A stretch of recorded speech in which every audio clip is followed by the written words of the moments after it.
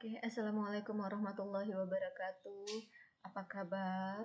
Mudah-mudahan sehat selalu ya. Nah, di video ini kita sebenarnya akan bahas tentang subgroup. Tapi di minggu sebelumnya ada satu lemma yang ketinggalan dan itu adalah salah satu lemma penting yaitu terkait dengan inverse dari inverse A. Jadi lemmanya berbunyi begini, dalam suatu grup untuk A elemen G maka inverse dari inverse A yang ditulis seperti ini. Jadi ini dibaca dengan inverse dari inverse A atau inverse dari A inverse. Berlaku bahwa inverse dari inverse A itu sama dengan A-nya. Nah, kita lihat buktinya. Kan dikatakan A elemen G, di mana G itu adalah suatu grup. Nah, kalau G itu suatu grup, maka setiap anggotanya punya inverse, sehingga ada A inverse elemen G itu. Nah, definisi dari inverse itu kan A dikali inverse-nya sama dengan inverse A itu dikali dengan A yang menghasilkan elemen identitas. Nah, ini kita tulis ulang. Kita akan membuktikan teorema ini akan membuktikan bahwa inverse dari inverse A itu sama dengan A. Nah, A bintang A inverse itu kan sama dengan E sesuai dengan definisi atau hubungan antara A dengan inverse-nya.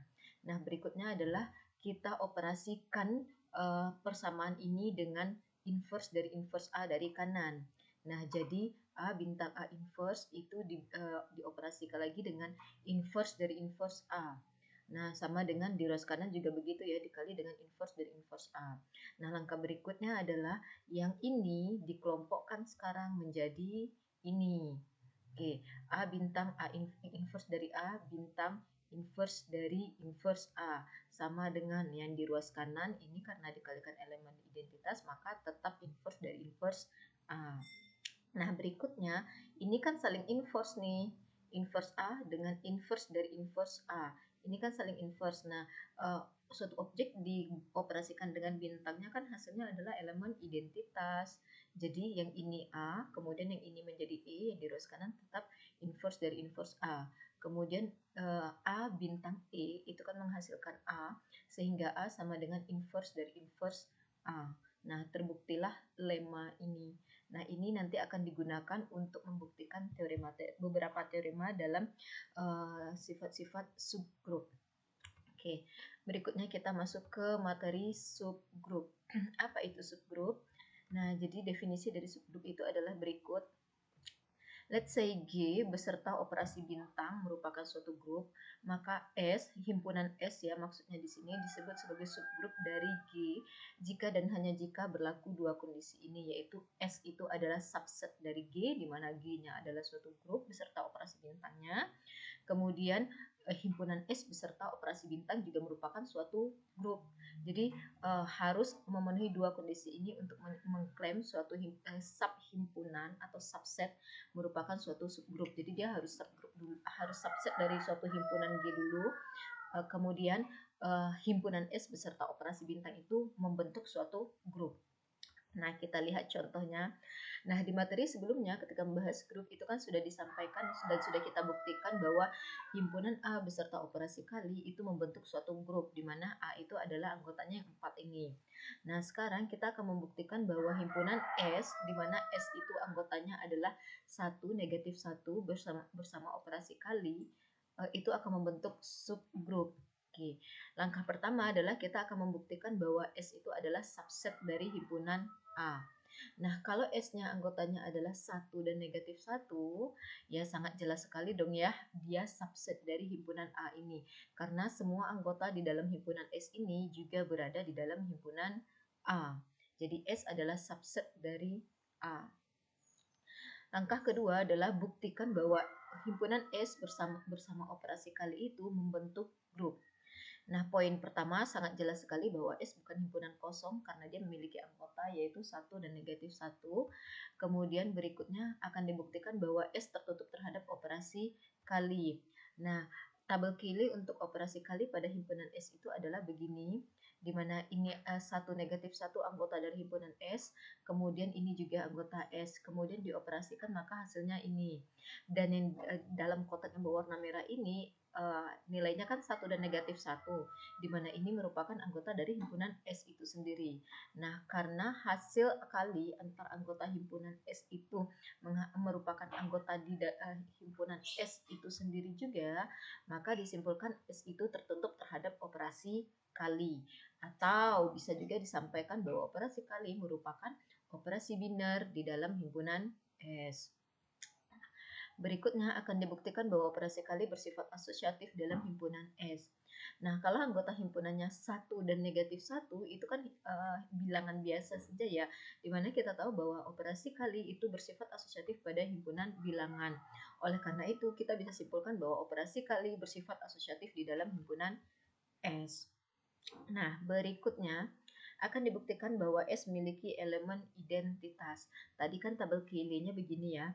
Nah, perhatikan anggota di baris 1, baris paling atas itu adalah 1 negatif 1. Nah, baris yang memuat baris dan kolom yang isinya sama persis secara berturut-turut dengan kolom pertama dan baris pertama itu adalah di kolom 1. Karena ini kan 1 negatif 1, ini juga negatif 1. Sedangkan ini negatif 1 dan 1 tidak sama, jadi ini yang sama. Dan baris yang sama dengan judulnya dengan baris paling atas itu adalah baris ini 1 negatif 1, ini juga 1 negatif 1. Dengan demikian kita bisa simpulkan bahwa 1 merupakan elemen identitas, sehingga S memiliki elemen identitas. Karena semua elemen dari himpunan S dikalikan dengan 1, hasilnya adalah elemen itu sendiri. Nah, berikutnya akan dibuktikan bahwa untuk setiap A elemen S, dia memiliki inverse, di mana inverse-nya juga berada di dalam S. Nah, kalau kita perhatikan, 1 ini, 1 dikali berapa sih yang hasilnya sama dengan elemen identitas? Berarti 1 dikali berapa sih yang hasilnya sama dengan 1? Nah, perhatikan isi ini, 1, supaya hasilnya sama dengan 1, ini yang hasilnya sama dengan 1, itu adalah dikalikan dengan 1. Jadi, 1 merupakan inverse dari 1 itu sendiri. Kemudian inverse dari negatif 1 adalah negatif 1, karena negatif 1 dikali negatif 1 menghasilkan elemen identitas ini. Oke, dengan demikian setiap anggota dalam himpunan S itu memiliki inverse, dan inverse-nya juga ada di dalam himpunan S itu. Nah, maka dari itu kita bisa simpulkan bahwa himpunan S bersama operasi kali tadi merupakan subgrup dari himpunan G, karena yang pertama subgrup dari himpunan A, karena alasan yang pertama adalah S adalah subset dari himpunan A, kemudian S beserta operasi kali itu membentuk grup. Bagaimana kita memverifikasi bahwa S bersama operasi kali tadi membentuk grup? Yang pertama adalah kita tahu bahwa S himpunan tak kosong, kemudian S tertutup terhadap operasi kali, terus operasi kali asosiatif di dalam S mempunyai elemen identitas yaitu 1, dan semua anggota di dalam himpunan S memiliki inverse, di mana inverse-nya juga berada di dalam himpunan S itu. Oke, berikutnya selesai ya untuk pembuktian contoh 1. Nah, bagaimana sih proses membentuk subgrup S dari suatu grup? Jadi let's say kita mempunyai himpunan G, kemudian G bersama operasinya merupakan suatu grup, kemudian kita mau membentuk subgrup, di mana subgrup ini merupakan subset dari himpunan G.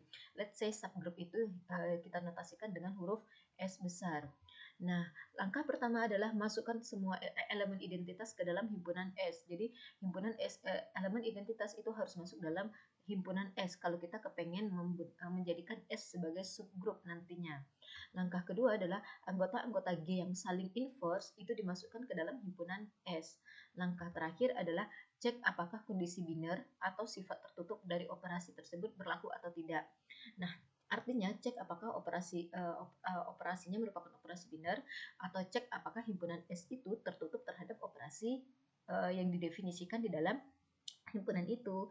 Nah, kalau kondisi operasi biner ini terpenuhi di dalam himpunan tersebut, maka S itu dikatakan subgrup. Tapi jika tidak, maka S bukan subgrup. Nah, sebenarnya sederhana sekali kan ya proses membentuk subgrup S dari suatu subgrup. Kita lihat contohnya. Let's say M5 itu adalah himpunan bilangan bulat modulo 5 selain 0. Jadi dengan demikian kalau yang kita bahas sebelumnya itu kan himpunan bilangan bulat modulo 5 itu kan isinya 0, 1, 2, 3, 4 yang merupakan sisa-sisa pembagian dengan 5. Nah, di sini maunya selain 0, berarti M5 itu anggotanya adalah 1, 2, 3, 4 saja. Nah, diketahui himpunan M5 beserta operasi kalinya merupakan grup komutatif. Nah, temukan subgrup dari M5 terhadap operasi kali. Nah, kita lihat tadi anggota dari himpunan M5 itu adalah ini. Kemudian tabel Cayley-nya adalah ini. Sudah bisa ya mengisi tabel Cayley ini. Kalau 4 sorry jangan 4 ini deh. Misalnya yang ini deh, 2 yang ini diperoleh dari 3 kali 4. 3 kali 4 adalah 12. Kemudian 12 dibagi 5 itu adalah dekat dengan 2, dengan sisanya adalah 2. Karena kan 5 kali 2 yang hasilnya 10. Dari 10 ke 12 bersisa 2. Maka di sini 3 modulo 4, 3 kali 5 modulo 4, 3 kali 4 modulo 5 itu hasilnya adalah 2. Nah, dari sini kita lihat, perhatikan anggota di baris mana sih yang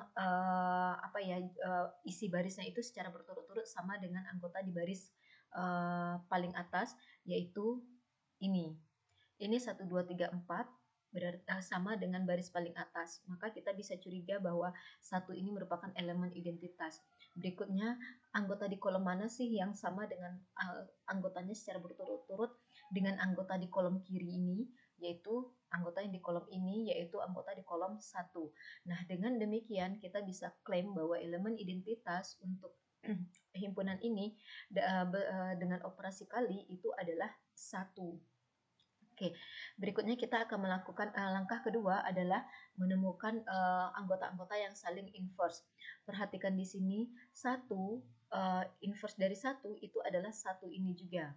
Karena 1 dikali 1 yang hasilnya sama dengan 1. Hasil kalinya harus sama dengan elemen identitas. Kemudian 2 itu inverse-nya itu adalah ini yang hasil kalinya 1, maka inverse dari 2 adalah 3. Kemudian inverse dari 3 itu adalah yang hasil kalinya 1 adalah dengan 2. Jadi inverse dari 3 adalah 2. Kemudian 4 inverse-nya itu adalah 4 inverse-nya itu adalah 4 itu sendiri. Sorry, ini harusnya 4 ya, nanti dirubah. Oke, kemudian kalau kita perhatikan di sini elemen yang saling inverse itu adalah 1 merupakan saling inverse dengan dirinya sendiri, 2 saling inverse dengan 3, dan 4 saling inverse dengan dirinya sendiri. Ini harusnya 4. Nah, dengan demikian kemungkinan anggota subgrup adalah yang pertama bisa 1 harus masuk dalam anggota himpunan subgrupnya ya. 1, kemudian 2 dan 3. Karena 2 dan 3 kan saling inverse. Kemudian kemungkinan subgrup berikutnya adalah 1 himpunan yang isinya 1 dan 4. Jadi either antara 1 kemudian 2 dan 3 yaitu kelompok yang ini, atau subgrup berikutnya atau yang membentuk subgrup 1 dan himpunan yang isinya 1 dan 4. Nah, bagaimana kita mendouble check ini mana yang merupakan subgrup? Ya, ceklah operasi binernya. Atau cek apakah himpunan dari S ini, entah yang ini ataupun yang ini, tertutup terhadap operasi kali. Nah, tolong kalian kerjakan ini sebagai tugas menjelang kita mengadakan virtual meeting. Tidak menjadikan tugas ini harus dibuat, tapi saya minta penjelasan dari kalian nantinya. Jadi sebelum kita masuk, tolong kalian temukan dulu jawabannya mana yang akan menjadi subgrup di antara dua himpunan ini nantinya. Oke, begitu cara membentuk subgrup. Oke, kita lihat berikutnya sifat-sifat dari subgrup. Yang pertama, teorema pertama adalah misalkan G beserta operasi bintang adalah suatu grup dengan S subset dari G dan S itu bukan himpunan kosong.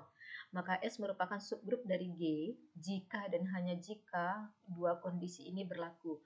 Kondisi pertama itu adalah jika untuk setiap A dan B elemen S, maka terdapat A bintang B yang juga merupakan elemen di S. Kemudian kondisi kedua, untuk setiap A di S itu terdapat inverse-nya yang juga berada di dalam himpunan S. Nah, langkah pembuktian untuk sederhana saya akan menggunakan simbol saja. Let's say S yang merupakan subgrup dari G ini kita nyatakan sebagai P. Kemudian yang kalimat yang dua ini kita nyatakan sebagai Q. Maka teorema ini berarti bercerita tentang P biimplikasi Q. Untuk membuktikan P implikasi Q, maka kita akan membuktikan kasus jika P maka Q akan terjadi, dan jika Q maka P terjadi. Jika dua kondisi ini berlaku, maka hubungan antara P dan Q itu benar adalah hubungan biimplikasi. Maksudnya tuh P biimplikasi Q memang berlaku. Kita mulai membuktikan dari arah jika P maka Q. Berarti diketahui S subgrup ya, karena kan jika P terjadi berarti S-nya itu adalah subgrup dari G, itu yang diketahui. Nah, akan dibuktikan nanti bahwa yang statement Q ini terjadi. Langkah pertama adalah ambil A dan B sembarang himpunan A. A merupakan sembarang anggota dari himpunan S. Kemudian karena S itu adalah subgrup, kan sudah diketahui S adalah subgrup. Berarti kan himpunan S beserta operasi bintang itu memenuhi semua aksioma dalam grup, yaitu yang jelas bahwa S tertutup terhadap operasi bintang. Tertutup terhadap operasi bintang artinya untuk setiap A dan B elemen himpunan S, berarti kan A bintang S merupakan anggota dari himpunan S. Nah, jadi aksioma ini terpenuhi. Kemudian yang kedua, untuk setiap A elemen S, karena S itu adalah subgrup, ya pastinya A itu punya inverse, di mana inverse-nya juga berada di dalam himpunan S itu sendiri. Maka dua statement ini kan pernyataan dari Q. Ya, terbuktilah bahwa ternyata jika P maka terjadilah Q. Terbukti untuk satu arah. Berikutnya membuktikan dari arah kanan ke kiri. Akan dibuktikan jika Q terjadi maka P akan terjadi. Diketahui A dan B itu adalah himpunan S, kemudian anggota himpunan S, kemudian A bintang B juga merupakan anggota himpunan S, kemudian A inverse juga anggota himpunan S. Akan dibuktikan bahwa S nanti akan membentuk subgroup. Oke, prosesnya yang pertama dari teorema tadi jelas disampaikan bahwa S adalah subset G. Memang ini adalah informasi yang ada di teorema. Kemudian berikutnya akan dibuktikan bahwa operasi S beserta operasi bintang merupakan grup. Kita lihat jelas sekali bahwa S bukan himpunan kosong sebagaimana yang disampaikan dalam teoremanya ya, diketahui. Kemudian berdasarkan pada pernyataan Q bahwa untuk setiap A dan B elemen S, maka A bintang B itu elemen S. Ini kan pernyataan Q. Ya sudah. Kemudian yang ketiga, karena G beserta operasi bintang itu adalah grup dan operasi bintang itu asosiatif dalam G, sedangkan S itu adalah subset dari G, otomatis ya semua anggota di dalam himpunan S itu juga operasi bintang di dalam himpunan S tadi juga akan bersifat asosiatif, karena S, semua anggota dalam S kan juga merupakan anggota dari himpunan G. Oke, aksioma ketiga terpenuhi. Berikutnya, karena untuk setiap A di S ada A inverse di dalam S itu sendiri dan bintang merupakan operasi biner, maka kita punya A bintang A inverse adalah elemen S. Ini kan informasi dari ini nih pernyataan Q-nya. Kemudian bintang adalah operasi biner. Maka A bintang A inverse itu juga elemen himpunan S karena sesuai dengan yang ini tadi. Nah, sekarang ingat bahwa A bintang A inverse itu kan sama dengan elemen identitas. Nah, berarti karena A bintang A inverse adalah elemen identitas dan A bintang A inverse itu nilai sama dengan E, maka E itu juga merupakan himpunan S, anggota dari himpunan S. Karena A bintang A inverse itu adalah elemen S dan A bintang A inverse itu merupakan elemen identitas, otomatis elemen identitas juga berada di dalam himpunan S itu. Oke, dengan demikian S memiliki elemen identitas. Pernyataan yang terakhir terkait tentang inverse, sesuai dengan informasi di pernyataan Q bahwa untuk setiap A elemen S ada inverse-nya yang juga berada di dalam S. Nah, dengan demikian semua yang ini itu kan adalah pernyataan P. Jadi dengan informasi Q ini maka kita bisa menyimpulkan bahwa terjadilah P, maka terbukti bahwa jika Q maka P terjadi. Nah, sudah kita buktikan bahwa jika P maka Q, dan sudah dibuktikan juga bahwa jika Q maka P terjadi, maka hasilnya adalah P biimplikasi Q. Jadi jika P terjadi maka Q juga akan terjadi. Dan sebaliknya jika Q terjadi maka P akan terjadi. Teorema 1 terbukti. Berikutnya teorema 2, misal G beserta operasi bintang adalah suatu grup dengan S adalah subset dari G dan S bukan himpunan kosong.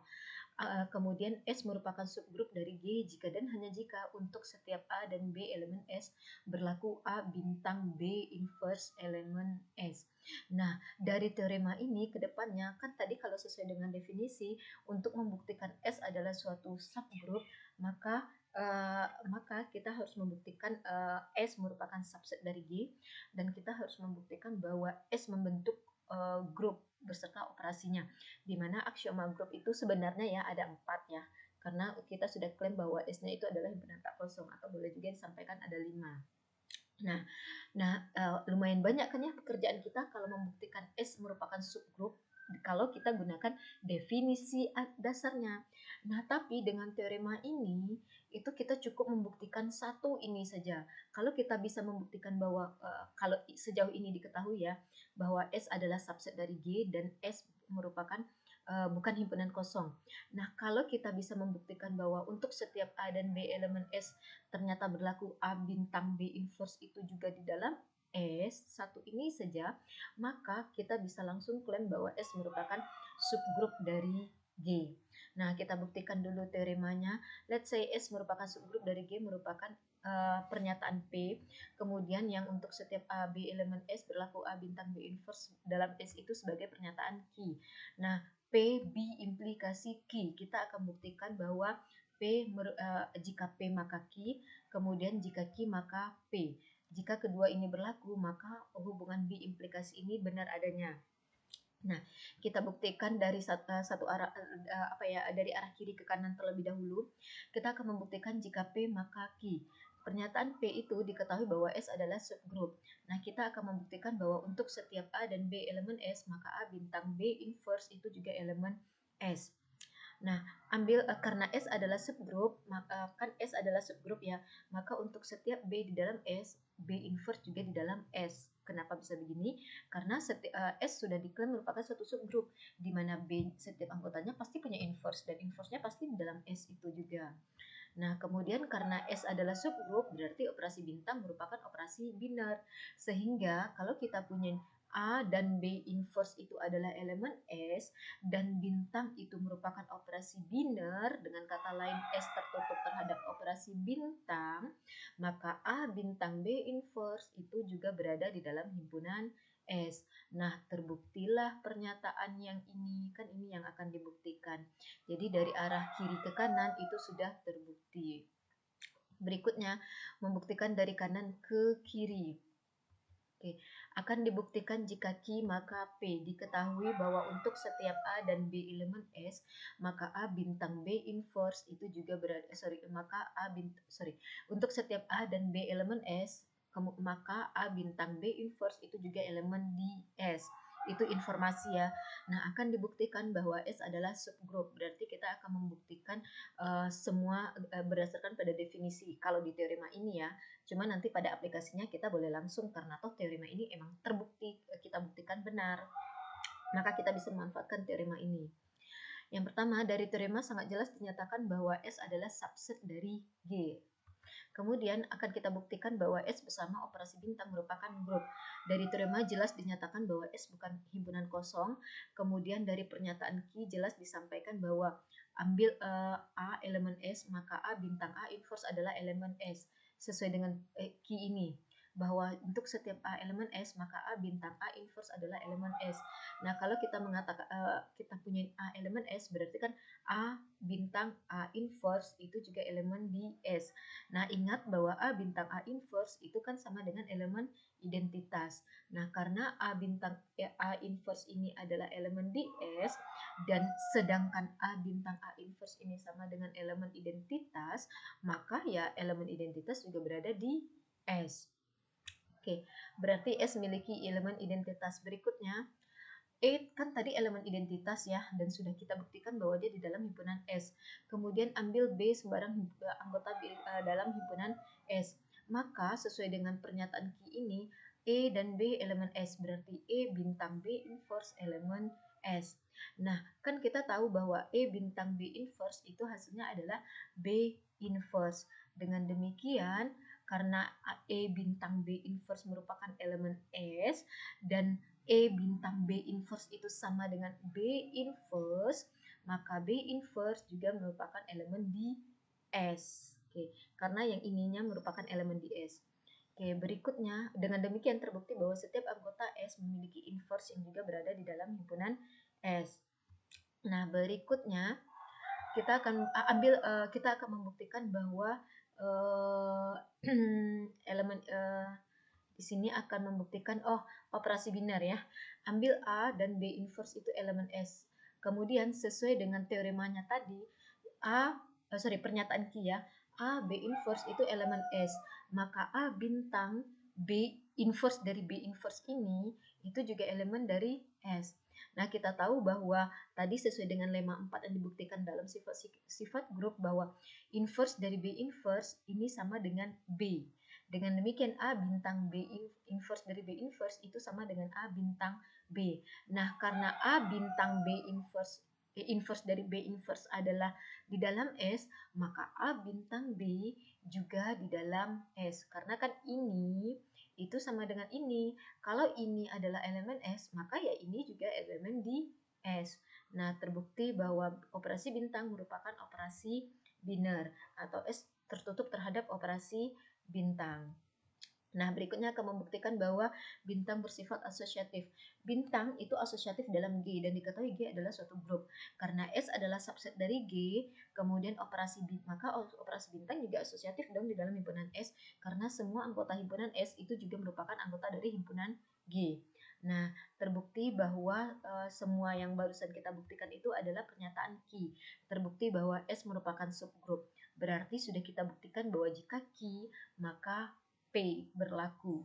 Nah, by the way, perlu diingatkan ke kalian bahwa untuk membuktikan sesuatu himpunan bersama operasi bintangnya adalah suatu grup, maka kita tidak ada keharusan bahwa pembuktiannya secara berturut-turut tentang aksiomanya ya. Boleh tidak berurutan, intinya adalah semua aksiomanya berlaku. Oke, dengan demikian sudah kita buktikan bahwa jika P maka Q, dan sudah kita buktikan bahwa jika Q maka P, maka berlakulah P implikasi Q. Nah, teorema 2 terbukti. Oke. Berikutnya ada istilah subgrup sejati dan subgrup tidak sejati. Apa itu? Yaitu ini dia, jika G bersama operasi bintang adalah grup dengan elemen identitasnya adalah E, maka himpunan G itu sendiri bersama dengan operasi bintangnya adalah subgrup dari G juga. Dan himpunan yang isinya hanya elemen identitas saja bersama operasi bintang juga merupakan subgrup dari G. Namun dua himpunan ini itu disebut dengan subgrup tidak sejati dari G. Ini kan berarti kan kita bisa katakan bahwa sembarang himpunan yang bersama operasinya adalah suatu yang merupakan suatu grup, maka himpunan itu juga subgrup dari dirinya sendiri. Nah, disebut dengan subgrup tidak sejati. Kemudian himpunan yang isinya adalah elemen identitas saja bersama operasi bintang itu juga subgrup tidak sejati. Selain ini, maka disebut dengan subgrup tidak sejati. Oke, teorema 3.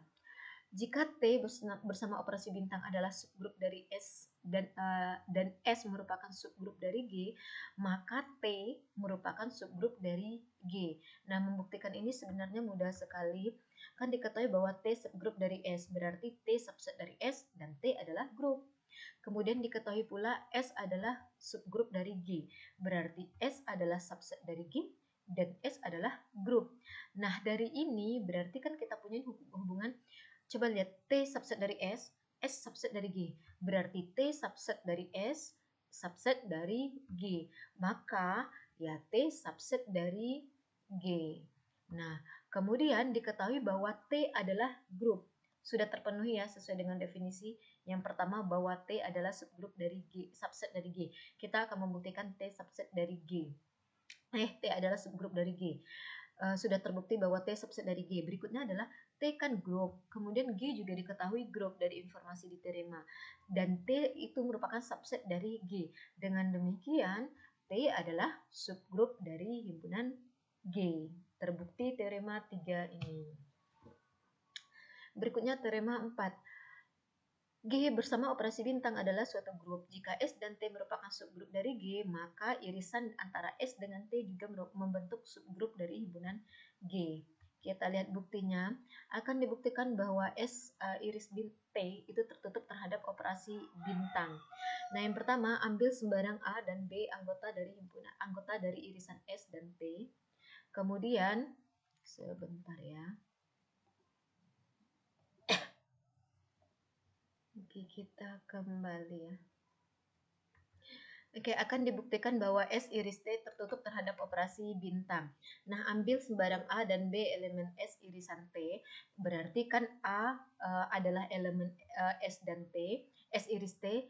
Nah, kalau A adalah elemen dari S iris T, berarti kan A adalah ada di S, A juga ada di T, namanya juga irisan.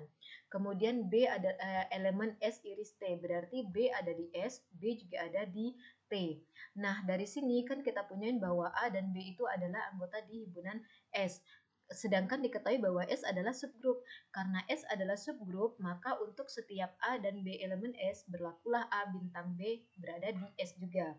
Kemudian dari sini A dan B itu adalah elemen T. Karena T merupakan diketahui adalah subgrup, berarti A bintang B berada di dalam T. Nah, karena A bintang B ada di S dan A bintang B juga ada di T, berarti A bintang B ada di dalam S iris T. Kan definisi irisan adalah kan suatu anggota merupakan suatu elemen adalah berada di dalam irisan dari dua buah himpunan jika elemen itu berada di dalam kedua-dua himpunan itu. Itu kan ya definisi irisan. Nah, dengan demikian terbuktilah bahwa S iris T tertutup terhadap operasi bintang karena A bintang B itu berada di dalam S iris T. Oke, berikutnya kita akan buktikan bahwa untuk setiap A di S iris T, maka inverse-nya juga berada di dalam S iris T. Nah, kita lihat ambil sembarang elemen A yang berada di S iris T. Berarti A ada di S dan A juga ada di T. Karena S itu adalah subgrup, berarti A punya inverse yang berada di dalam grup S. Kemudian karena A berada di dalam T dan T adalah subgrup, berarti A inverse juga ada di dalam T. Nah, karena A inverse ada di S, A inverse juga ada di T, maka A inverse ada di S iris T. Dengan demikian, untuk setiap A elemen S iris T, maka A inverse juga ada di dalam S iris T. Nah, tadi berdasarkan pada teorema 1, untuk membuktikan suatu suatu himpunan merupakan subgrup, kita bisa membuktikan dua hal. Yang pertama, buktikan dia himpunan itu tertutup terhadap operasi bintang. Kalian bisa lihat ya di slide sebelumnya bahwa himpunan itu tertutup terhadap operasi bintang dan setiap anggota di dalam irisan itu punya elemen inverse. Jadi kita memanfaatkan teorema 1 saja, tidak perlu membuktikan sesuai dengan menggunakan 5 aksioma yang ada di dalam definisi subgrup. Oke, jadi teorema ini terbukti. Berikutnya teorema kelima. Himpunan G bersama operasi bintang membentuk suatu grup. Kemudian jika S adalah subgrup dari G, maka SS sama dengan S dan S inverse sama dengan S. Apa sih SS dan SS inverse? S inverse itu kita lihat ada definisi, ada suatu definisi yang mengatakan bahwa AB itu isinya adalah A bintang B, di mana A ini adalah elemen di A dan B-nya adalah elemen di B. Maka dari definisi ini, SS itu sama dengan A bintang B, di mana A adalah elemen S, B elemen S juga. Kemudian apa itu S inverse? S inverse itu adalah himpunan yang isinya inverse dari A, di mana A itu adalah elemen S. Jadi kalau kita mengklaim misalnya B inverse adalah elemen dari S inverse, berarti B-nya ada di dalam S. Oke, kita akan membuktikan dulu bahwa yang poin yang pertama akan dibuktikan bahwa jika S subgrup maka SS sama dengan S. Untuk membuktikan ini kita akan menggunakan konsep saling subset, yaitu akan kita buktikan terlebih dahulu SS subset dari S, kemudian buktikan S subset dari SS. Nah, karena ini saling subset nantinya maka akan terbuktilah kesamaan antara SS dan S. Oke, yang pertama kita akan membuktikan SS subset dari S. Nah, ambil Y sembarang anggota dari SS, akan kita tunjukkan bahwa, jadi untuk membuktikan subset itu, ambil sembarang sesuatu yang di sini, buktikan bahwa bila anggota yang di sini, semua anggota yang di sini merupakan anggota di dalam himpunan S ini juga. Nah, kita ambil Y yang merupakan anggota di dalam himpunan ini. Nah, Y itu kan sembarang. Nah, kalau nanti terbukti bahwa Y itu ternyata merupakan anggota di dalam ini juga, karena kita mengambil sembarang anggota di dalam ini, maka akan terbuktilah SS subset dari S. Nah, itu proses pembuktiannya. Nah, kita akan mengambil Y sembarang SS ya. Berarti kalau Y adalah anggota di dalam SS sesuai dengan bentuk ini, berarti Y itu bisa kita nyatakan sebagai A bintang B, karena Y itu elemen SS. Jadi kita nyatakan Y sebagai A bintang B, di mana A adalah anggota S, B juga anggota S. Nah, kemudian karena diketahui S itu subgroup, maka untuk setiap A dan B di S, pastilah A bintang B-nya juga berada di himpunan S, karena kan S subgroup. Nah, dengan demikian A bintang B ini kan tadi adalah Y. Nah, kalau A bintang B adalah Y, berarti dan sudah terbukti dan A bintang merupakan elemen di S, maka terbuktilah bahwa Y juga berada di dalam S. Nah, dengan demikian terbukti bahwa SS subset dari S.